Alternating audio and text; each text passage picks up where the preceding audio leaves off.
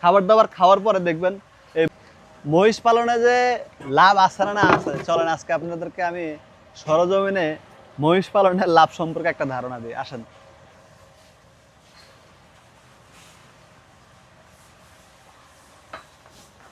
এই যে জংলি মহিষগুলো, এগুলো আমাদের 1,07,000 টাকা 8,000 টাকা করে পড়েছিল পার পিস।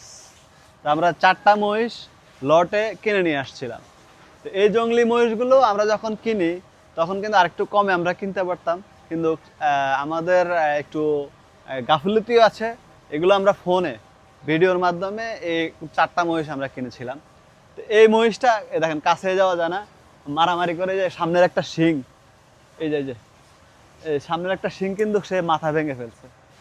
1,07,000 টাকা করে এই মহিষগুলো যখন আমাদের কেনা ছিল আজ থেকে আরো 5 মাস আগে।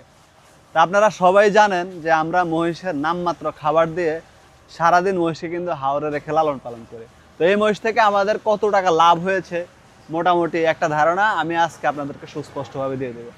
এই মহিষটা 1,07,000 টাকা ক্রয়, একদম সম্পূর্ণ পরিবহন খরচ সহ আমাদের এই টাকাটা এসেছে। একে আমরা প্রতি মাসে যদি এখন বর্তমান সময়ে আমাদের শুধু নামমাত্র আসার পরে দানাদার খাবার দেওয়া হয়, তাও সেটা আজকে 2 দিন যাবৎ বন্ধ, শুধু খড় দেওয়া হয়। কারণ দানাদার খাবার যদি তাদেরকে দেওয়া হয় প্রতিদিন সকালে 15 কেজি দিলে 5 কেজি ওয়েস্টেজ হয়ে নষ্ট করে ফেলতে হয়। সেই জন্য গত 2 দিন ধরে আমরা কোনো দানাদার খাদ্য দিচ্ছি না। আলহামদুলিল্লাহ দানাদার খাদ্য ছাড়া এখন যে আউটপুটটা মানে ফিডব্যাকটা গ্রোথটা আসতেছে এটা অন্য সময় কিন্তু পাই না। তো এই মহিষটা যদি 1,07,000 টাকা কিনে আমাদের প্রতি মাসে যদি আমি অ্যাভারেজ 2,045 টাকা বর্তমান সময়ের খরচটা আমি ধরি, তাহলে 5 মাসে আমার এর পিছনে 11,000 টাকা খরচ হয়েছে। এখানে ইলেকট্রিসিটি থেকে শুরু করে দানাদার খাদ্য এর টোটাল মেনটেনেন্সটা আমি ধরেছি 11,000 টাকা। তো এই মহিষটাকে যদি এখন বিক্রি করি 1,60,000 থেকে 70,000 টাকা শুধু তার মাংসের দামে আমি সেল করতে পারবো। তাহলে 11,000 টাকা যদি খরচ হয় 1,07,000 টাকা, আমি 1,20,000 টাকা ধরলাম, 40,000 টাকা আমাদের এক মহিষে লাভ। এর সাইজের আরেকটা মহিষ আছে, ওটা আরো ভালো গ্রোথ আসছে, ওটাও দেখে আসেন। ওটার চেয়ে এটা আরো ভালো গ্রোথ আসছে, কিন্তু এগুলো এখন সকালে খালি পেটে দেখে মনে হয় যে এগুলো একটু শুকনা, কিন্তু যখন বিকেলবেলা বা দানাদার খাবার বা খাবার দাবার খাওয়ার পরে দেখবেন এই মহিষগুলোর যথেষ্ট পরিমাণে ভালো স্বাস্থ্য দেখা যায়।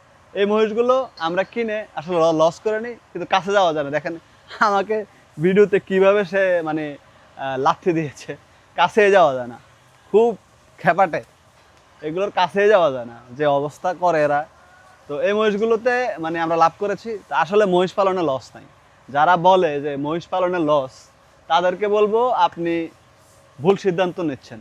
প্রবাস, যারা তরুণ প্রবাস যেতে চান, প্রবাস না গিয়ে এরকম একটা খামার করেন, ইনশাল্লাহ আপনিও সফলতা পাবেন। অহেতুক অনিশ্চিত গন্তব্যের পথে না হেঁটে সোজা গন্তব্যের পথে হাঁটুন। ভালো থাকবেন, সুস্থ থাকবেন। কে কোথা থেকে ভিডিওগুলো দেখেন এবং কেমন লাগে অবশ্যই কমেন্ট বক্সে জানাবেন। আসসালামু আলাইকুম।